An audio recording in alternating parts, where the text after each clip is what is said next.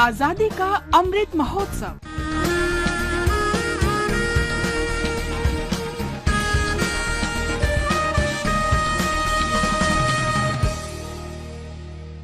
आजादी का सफर आकाशवाणी समाचार के साथ। आज की कड़ी में हम आध्यात्मिक और राष्ट्रवादी चिंतक स्वामी विवेकानंद को श्रद्धांजलि अर्पित कर रहे हैं। उनका देहांत 4 जुलाई 1902 को हुआ था। भारतीय और पाश्चात्य संस्कृति के बारे में उनके व्यापक ज्ञान के साथ साथ उनकी गहरी आध्यात्मिक अंतर्दृष्टि और मनुष्य के बारे में व्यापक सहानुभूति ने विवेकानंद को अपने संपर्क में आए पूरे विश्व के मनुष्यों को प्रभावित करने की शक्ति प्रदान की। 1893 में शिकागो में आयोजित धर्म संसद में स्वामी विवेकानंद ने भारत और इसकी सांस्कृतिक धरोहर का प्रतिनिधित्व किया। I am proud to belong to a religion which has taught the world both tolerance and universal acceptance.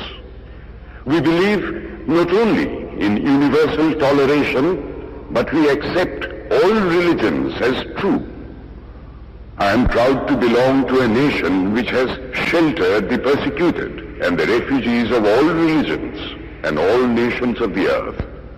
As the different streams, having their sources in different places, all mingle their water in the sea, so, O Lord, the different paths which men take through different tendencies, various though they appear, crooked or straight, all lead to Thee. Bharat की आध्यात्मिक संस्कृति, विशेष रूप से वेदांत दर्शन की व्याख्या के mission के माध्यम से स्वामी विवेकानंद ने भारत की राष्ट्रीय चेतना को प्रेरित किया। उन्होंने वेदांत दर्शन की तर्कयुक्त और मानवीय शिक्षा के माध्यम से धार्मिक चेतना को समृद्ध किया। उनका मिशन राष्ट्रीय और अंतर्राष्ट्रीय दोनों के लिए था।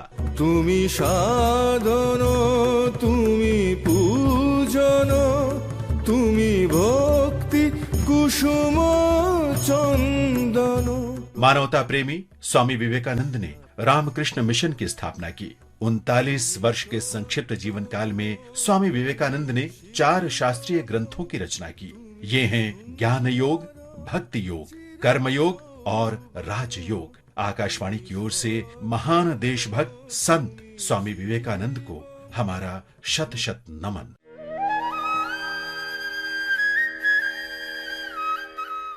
आज हम गांधीवादी स्वाधीनता सेनानी पिंगली वेंकैया को भी श्रद्धांजलि अर्पित कर रहे हैं। उनका निधन 4 जुलाई 1963 को हुआ था।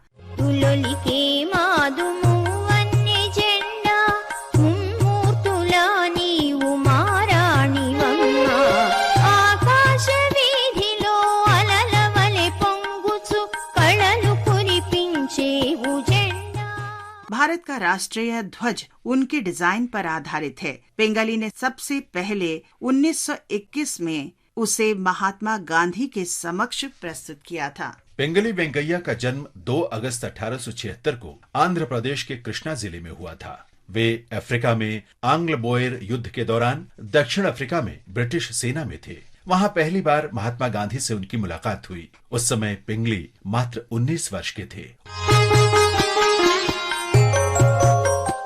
पिंगली एक बार फिर विजयवाड़ा में गांधी जी से मिले और उन्हें ध्वज के विविध डिजाइन के साथ अपना प्रकाशन दिखाया। राष्ट्रीय ध्वज की आवश्यकता अनुभव करते हुए गांधी जी ने पिंगली से नया ध्वज बनाने को कहा। उन्होंने नया ध्वज 1921 में कांग्रेस के राष्ट्रीय अधिवेशन में प्रस्तुत करने का निर्देश भी दिया। आरंभ में वेंकैया ने लाल और हरे रंग ही उपयोग किए, लेकिन बाद में केसरिया रंग और बीच में चरखा तथा सफेद रंग का उपयोग किया गया। इस ध्वज को 1931 में भारतीय राष्ट्रीय कांग्रेस के अधिवेशन में आधिकारिक रूप से अपनाया गया। भारत सरकार ने उनके स्मृति में 2009 में डाक टिकट जारी किया। 2015 में आकाशवाणी के विजयवाड़ा केंद्र का नाम पिंगली वेंकैया कर दिया गया। इस महान राष्ट्रवादी पिंगली वेंकैया को हमारा शत शत नमन। जननी जन्मभूमि सर्गादपि गरीयसी।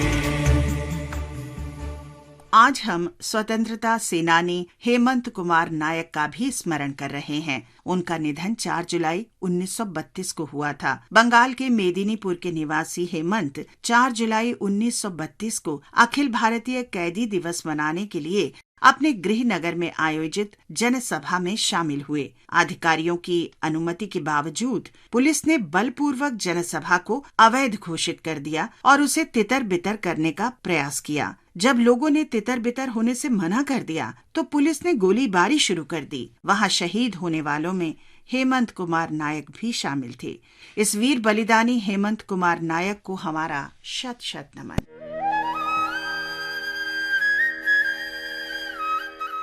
इसके साथ ही ये कड़ी अब यहीं संपन्न होती है। आजादी का सफर आकाशवाणी समाचार के संग कल फिर मिलेंगे नई कड़ी के साथ।